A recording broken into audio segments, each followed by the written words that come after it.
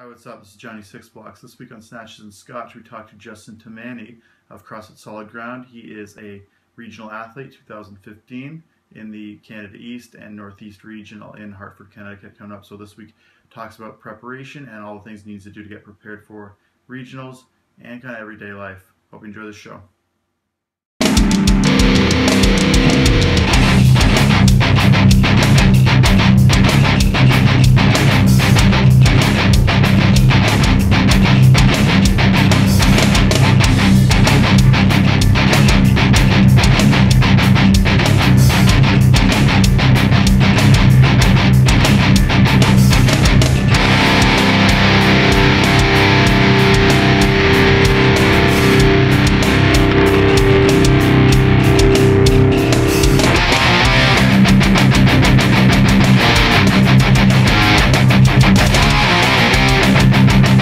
Hey, welcome back to Snatches and Scotch. I am your host, Sophie Bono, with my co-host, Adam Wade.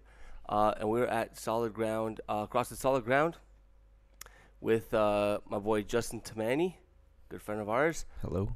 And we actually came up in CrossFit kind of together. We used to work out back in the day. And he just, we kind of went like this. And then all of a sudden, Justin went like right up there. And we're here to talk about being a competitor.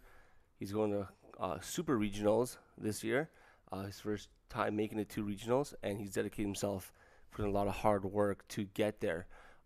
Before we go any further, go to www.snatchedandscotch.com, sign up for the newsletter, get a bunch of good stuff there, and follow us on Instagram, Twitter, Facebook, and give us a 5-star review if you like the show. All right? So, Justin, first of all, how long have you done CrossFit for before we even start? Because you're a regionals athlete, people come to CrossFit like, I want to compete right away. How long have you worked for this? So I've been doing CrossFit for about 3 years now, I think. Yeah. This is my third open. So I guess I started actually right after the 2012? Yeah. 12 open? The math adds up. I don't know. That's pretty good, man. Yeah, So in 3 years, you've made Super Regionals.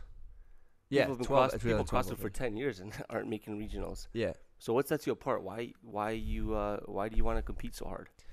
When I started, I had the idea of competing in mind. Yeah. So started right after the open and was like, oh, this is cool. I want to try this next year. I ended up going to regionals in 2012 and being a volunteer there. And I was like, okay, this is cool. I want to do this. Like, I want to be out there competing. Yeah. Next year, the open came up, did well. Top 60 went that year. I was like 69th. Oh, yeah. Had some weaknesses, didn't go. Next year, dropped down to 48. I was like 91st. I had like one weakness, one area that kind of held me back. And was it the deadlift box jumps? Yeah. Deadlift box. You had an injury though too that year, right? Or a couple of injuries? Yeah. So I just had surgery in September before the 2014 Open. Then I injured a disc in my back. Oh, wow. Like in September. So like August surgery, disc injury, September-ish. And then I was healing up, coming up into the open.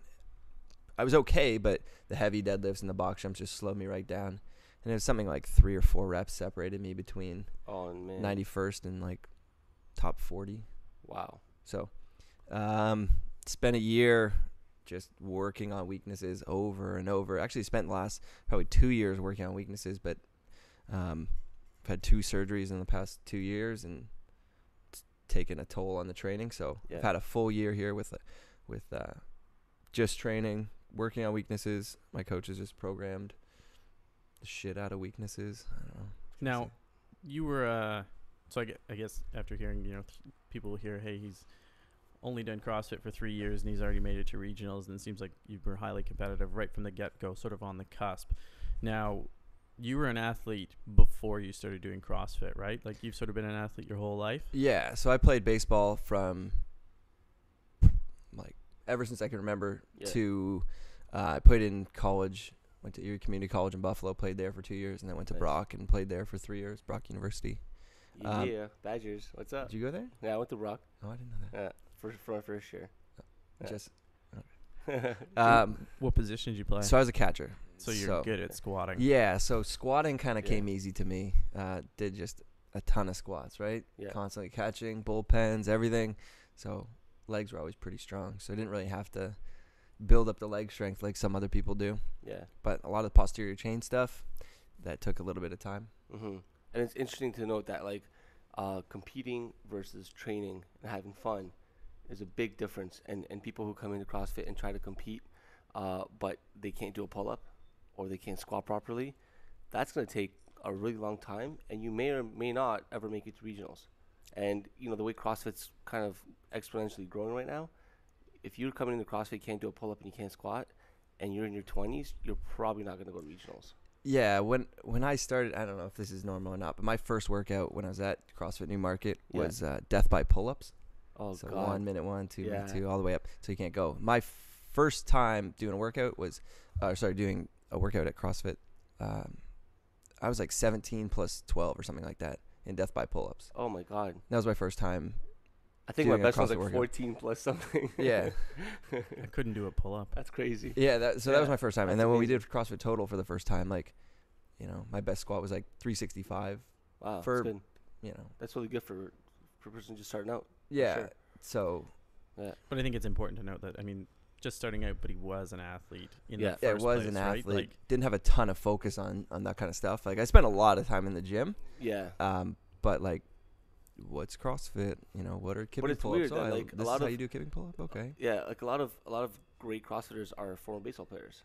Why do you think that? Is it like the fast twitch, kind of stop and go? I don't know. I think it's just because you have to be flexible in your shoulders to play. Yeah. So that plays a big part in it. Some sports, they don't have that upper body flexibility, right? When you're throwing a baseball, it requires a ton of external rotation of your shoulder. So, I mean, one side's more flexible than the other, but that overhead position is a pretty big deal. Yeah. So having that mobility in the upper body plays a big part in it. For me as a catcher, played a big part in it. But the fast twitch, I mean, we do train to move quickly Yeah. for a short burst, Yeah. which kind of helps. But I mean, in CrossFit these days, I don't think it really helps that much. it's so short, though, in baseball. Yeah. But I guess the fast speed and then rest, you know, would help. Yeah. I mean, I know there's research coming out now that shows that the old adage that your muscle types, whether you're predominantly fast twitch or slow twitch, isn't necessarily holding up as far as research is concerned, that you can actually change your muscle type. So potentially the high speed output of baseball players translates to CrossFit quicker because you already have more of those muscle types. But physiologically, you train enough and train the right stuff, you can change your overall muscle composition to be more fast twitch as compared to slow twitch. Now, you, as far as where you train here at CrossFit Solid Ground, you're an owner of the gym, correct? One of the owners? Yeah. So I'm one of 3 owners. Okay. So as far as training enough to make it to regionals and then balancing that with coaching, I'm assuming you coach. Yeah? I coach quite a bit. Okay. Yeah. So you're always moving, you're always on your feet, plus Yeah. you're putting in, how many workouts a day do you do as far as training goes? Not just coaching, but like, what do you do as far as training? Just, I'm trying to give people a sense of what the volume is required to do this and what the life of kind of an athlete striving to make it to regionals is going to be like. So most weeks, let's say I have 2 active recovery days. So right now it's been Monday and Thursday, just like an active recovery day, which is anywhere from 45 to an hour of just constant work. So it's just something like row, you know, salt bike, couple of, you know, chest to bar pull-ups, some box jumps, some kettlebell swings, nothing like. I like how chest to bar pull-ups are active recovery. It's like a brutal workout for me. But it's all slow pace, so it's all like zone 1 work, like just constant movement, 4 to 6 sets of like 10 different movements. Yeah. The more the better. Just more, just keep moving, right? Yeah. Some days, the other days, right now I've had 2 sessions a day. AM session is something more aerobic, so assault bike for, you know, X amount of time, some rowing intervals. It depends on the day. Yeah. Usually that's been the AM, and then the PM is more weights and more higher output stuff. Mm-hmm. Morning is usually more aerobic. Have you tried like heavier lifting in the morning and then switching that up? Sometimes with the regional training right now, I've been kind of playing it like we would see in regionals. Because I find that really hard. I'm not a morning person at all. Either. So like an 8-9 a.m. session, I can do like a conditioning session, or like a really slow squatting session. Yeah. But I don't know if I can do like a weightlifting session or anything like higher output. Mm-hmm. Like my AM sessions end up being around like 10:30, just because I'll come in, coach until 9:30, 10 o'clock. Yeah. Just start warming up and then go. So like it's still like 10 o'clock and I can't hit numbers nearly like I can hit after in my afternoon evening session. Yeah. So like I've tried to do it lift in the morning and not happening. It's funny because like if the games decide to program something really heavy right off the bat in the morning, then it's just like, oh well. Yeah, I mean, I'm sure I could get up for it because we've had to do it in competitions before. Yeah. But just in training, after you've already been coaching for 2-3 hours, for me, it's just like I just can't turn it on like that right away. Competition mode, you get the adrenaline going and stuff, so it's a little bit different. But so how do you after like coaching for several hours in the morning, just kind of get going? Like, don't you have days where you just like, I'm just gonna go to sleep? Naps play a big part in the recovery process. Yeah. Some days, like, I'm up at 5:30 or whatever it is. Here, coach 2 classes, 3 sessions maybe. That's already mentally exhausting. Yeah. Like it taxes you. It can be. Yeah. And then some days I'll take a nap, some days I won't.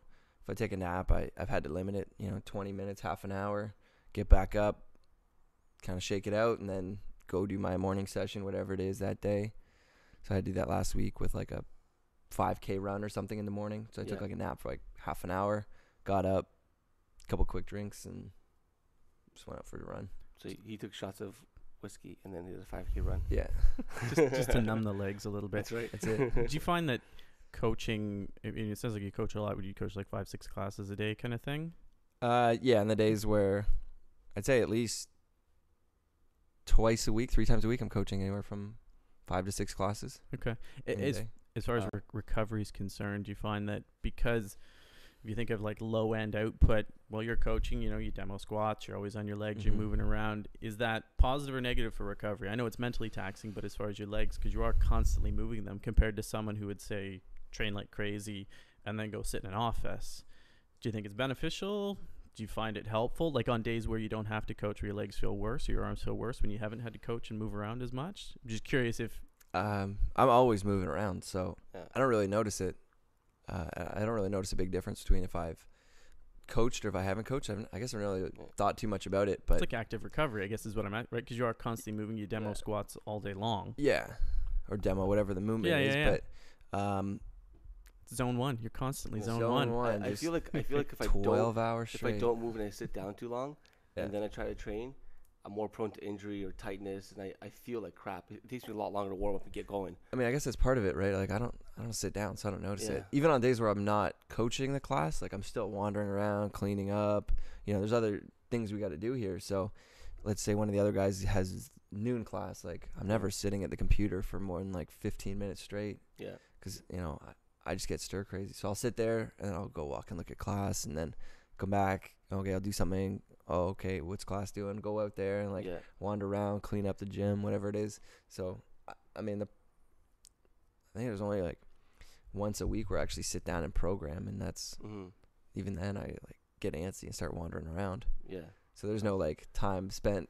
I don't have a desk job, so I think that's consistent across a lot of the really good CrossFitters is that they don't sit still, right? Like everything we hear about Rich Froning, the guy gets up and he works out. And his wife's mad at him because he can't cuddle on the couch for too long. No, but he just keeps going, right? And I think that's a common trait for, at least for CrossFitters, for high functioning CrossFitters or highly competitive CrossFitters, is that they don't sit still well. And then when they sleep, they just sleep fast. And then they get up and do it again all over again.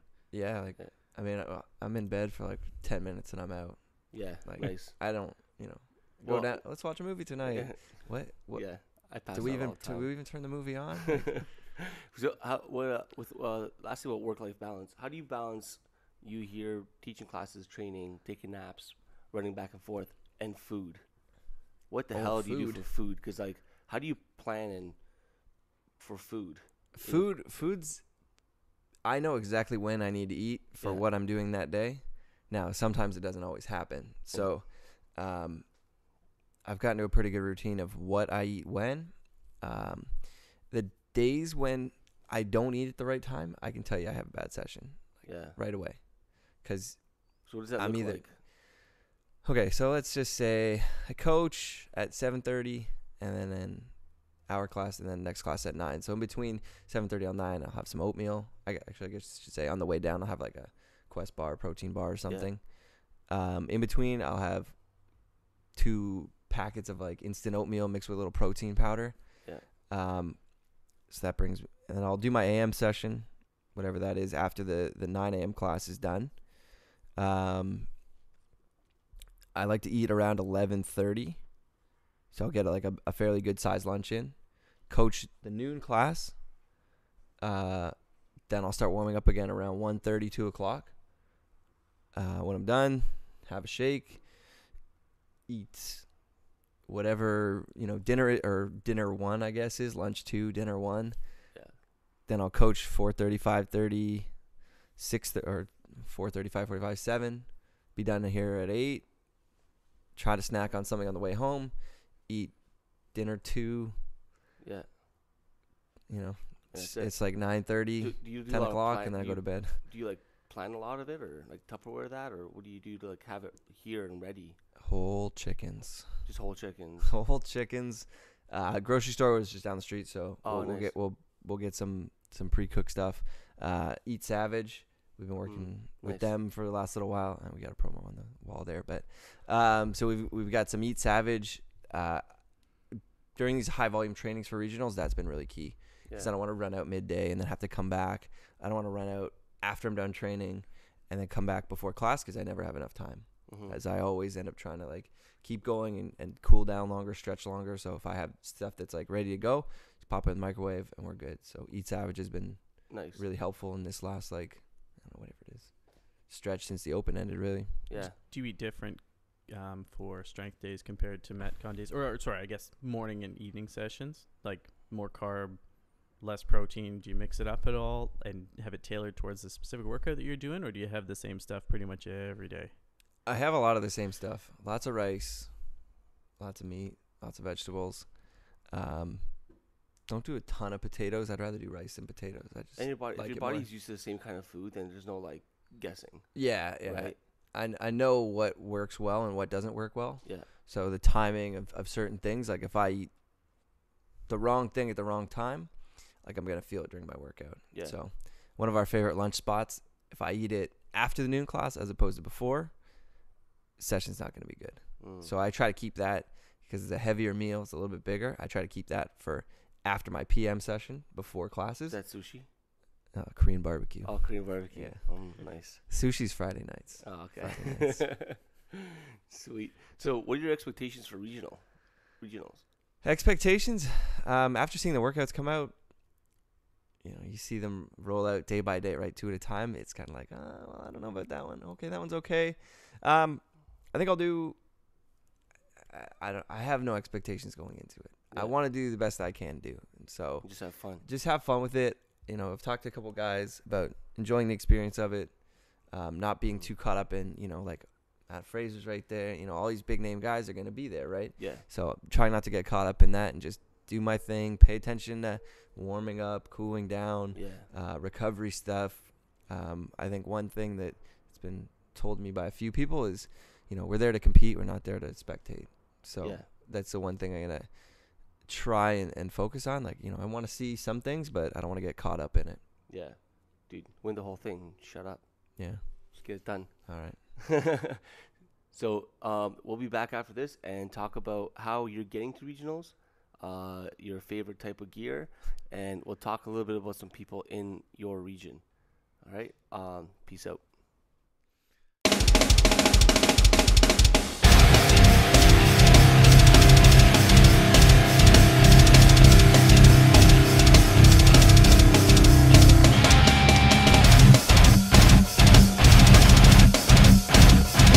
All right, and we're back.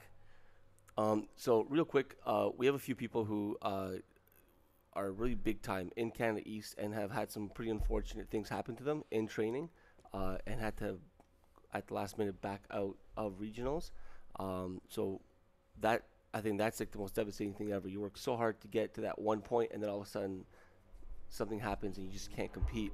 And I think they made a very intelligent choice, taking care of themselves for longevity reasons.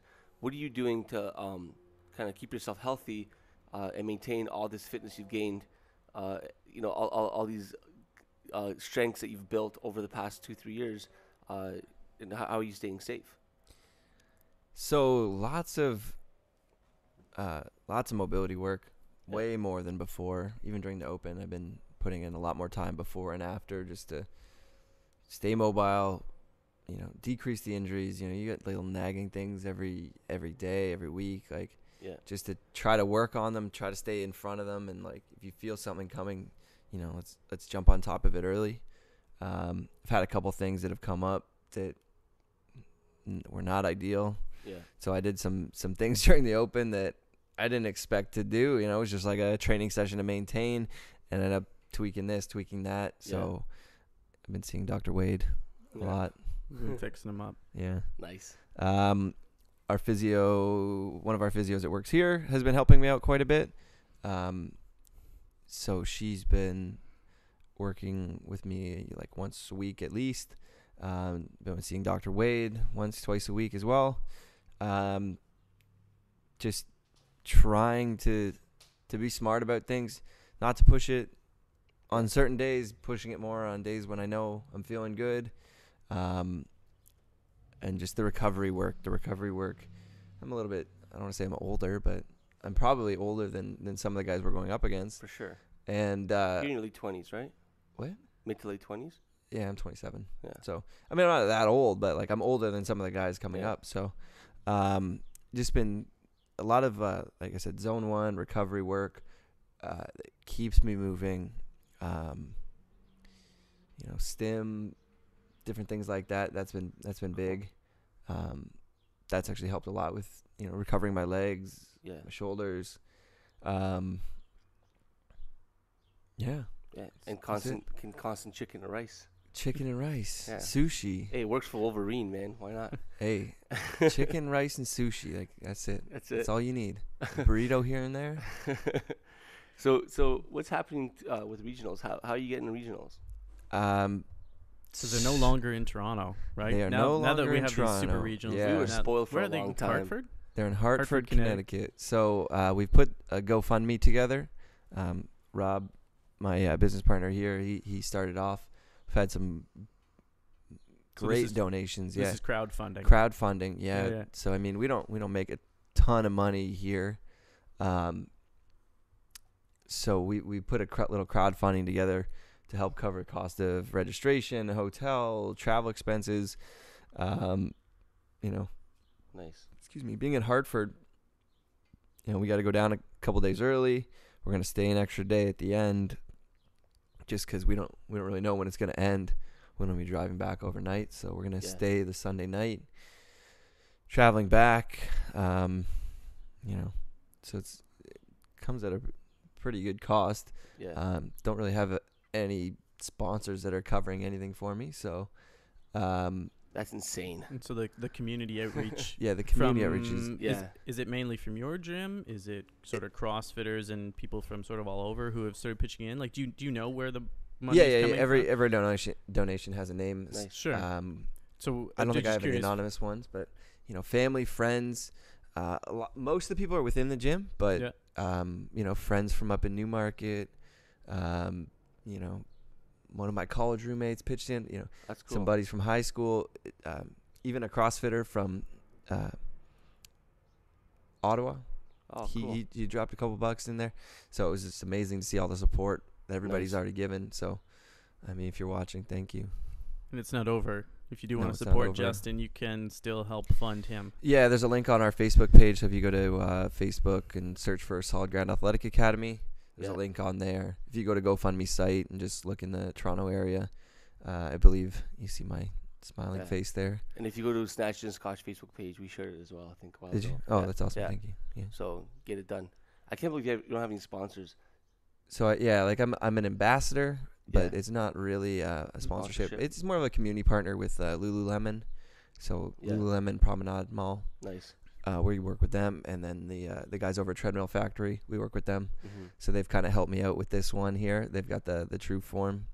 So I've gotten in the store and got to go for a little run on the True Form treadmill.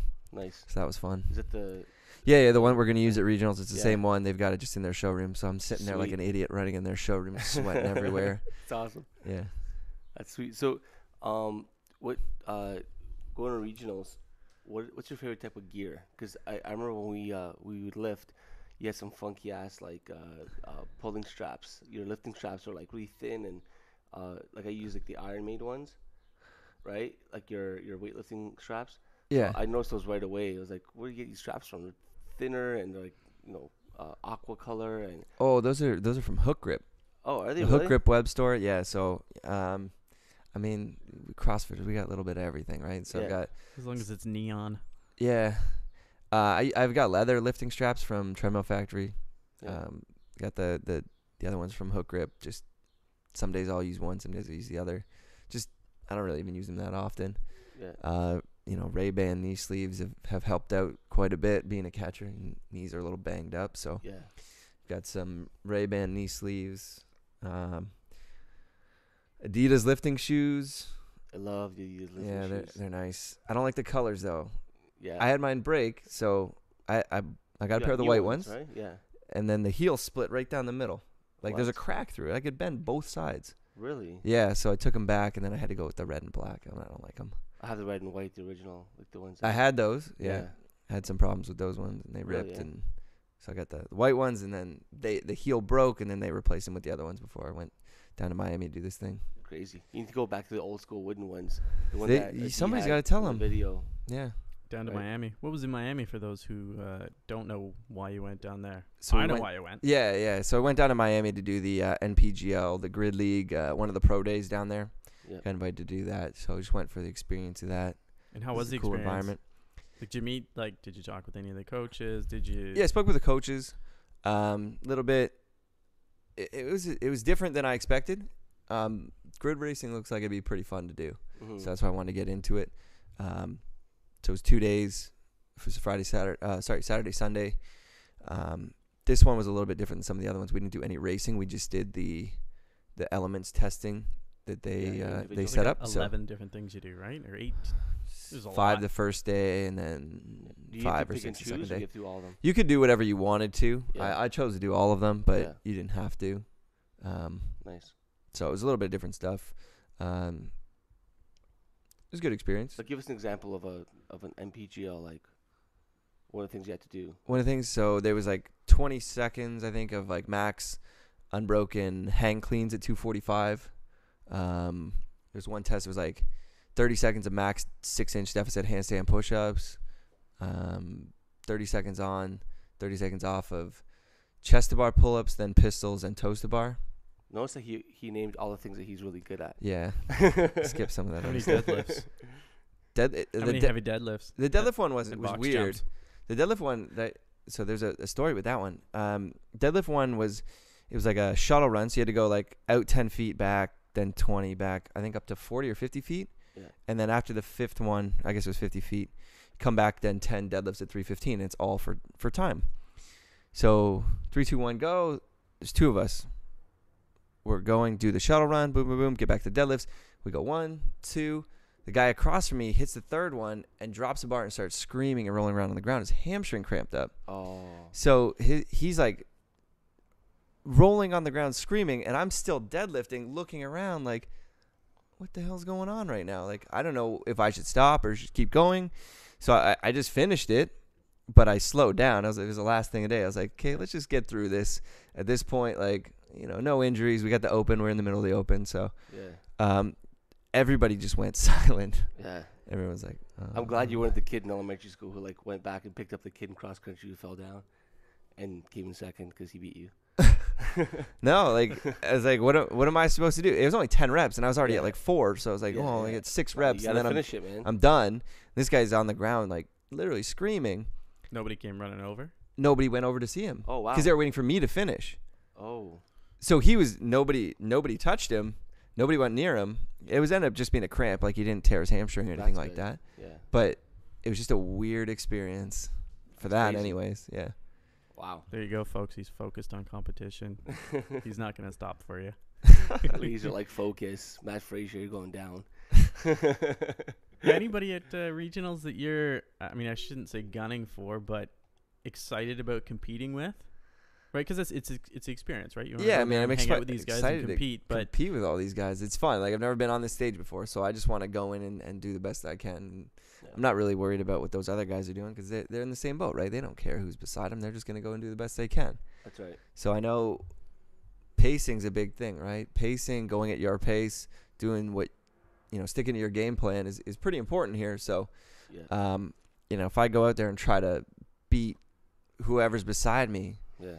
I mean, that's awesome, but there's 38 other guys that I got to worry about. And, Yeah.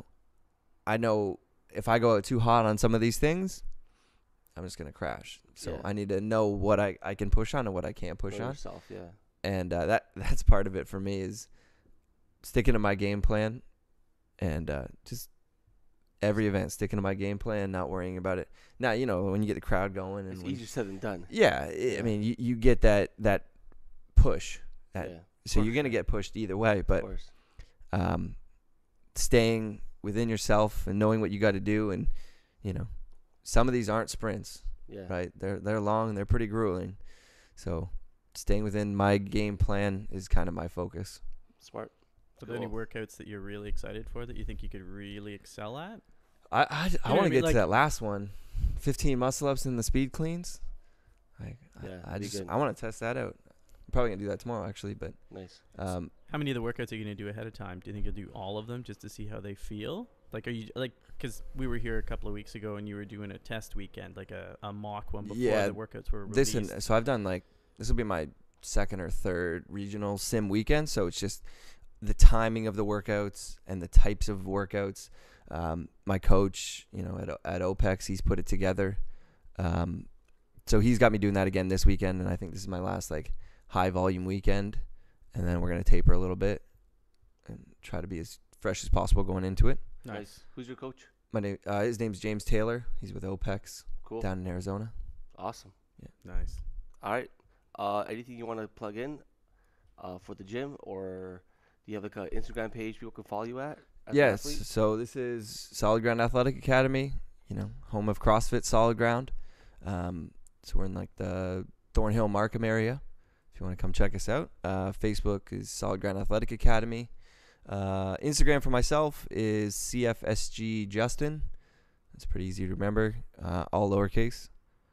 What else I got? And you guys got an amazing new addition to the gym too. Yeah, Like awesome little weightlifting platform we and got. stuff. That's We pretty just sweet. added about 2,000 square feet of gym space. Nice. So we made it look a little nicer up front too, as you can see. This is the nicest entrance to a gym I've ever seen in my life. Thank you. We were Thank talking you. about this the other day. We That's came pretty in. swanky. We were like, this Yeah. is like a bachelor pad. Like it's incredible. Yeah, we do kids' birthdays. We do. No, I'm kidding. Yeah. And for anyone out there, as far as the community aspect, really go to the GoFundMe website, hit up Justin. I mean, if you want to fund something that's worthwhile, he's the guy. So check that out, everyone who's going to listen to this. Absolutely. And do it soon. Yeah, Yeah. we've only got, 2 weeks? 1 week? 2 weeks. It's a What long day is weekend, it? It's isn't it? yeah, It's the May no, 2 it's after long. It's the May 2-4, but it's not the long weekend. But yes, it is the long weekend.